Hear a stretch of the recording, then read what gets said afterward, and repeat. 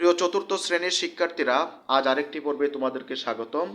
আজ তোমাদের গণিত বইয়ের 8 নম্বর পৃষ্ঠার সংখ্যার তুলনা আমরা জেনে নিব। সংখ্যার তুলনা আসলে কি?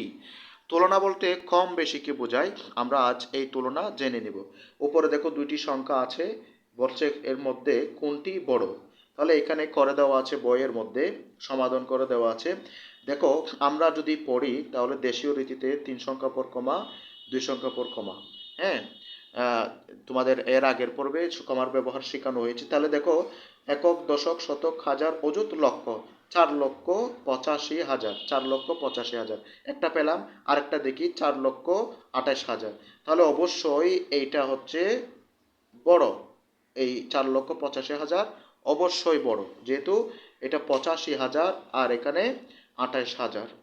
আচ্ছা, এরপরে দেখো, দেখো এখানে সমাধান করে দেওয়া আছে। এরপরে নিচের সংখ্যা দুটি, 1 নম্বর বলছে নিচের সংখ্যা দুইটি তুলনা করি। তাহলে সংখ্যা দুটি তুলনা করি, এখানে তুলনা করি। দেখো, এখানে একক, দশক, শতক, হাজার, অযুত, লক্ষ, নিযুত।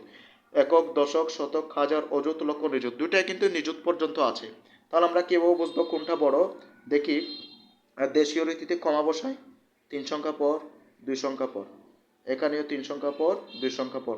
তাহলে এখানে কি হয়, একক, দশক, শতক, হাজার, অযুত, লক্ষ, নিযুত। তাহলে 56,29,071, 56,24,329। তাহলে কোনটি বড়? 56,29,000 আছে, আর এখানে শুধু 71।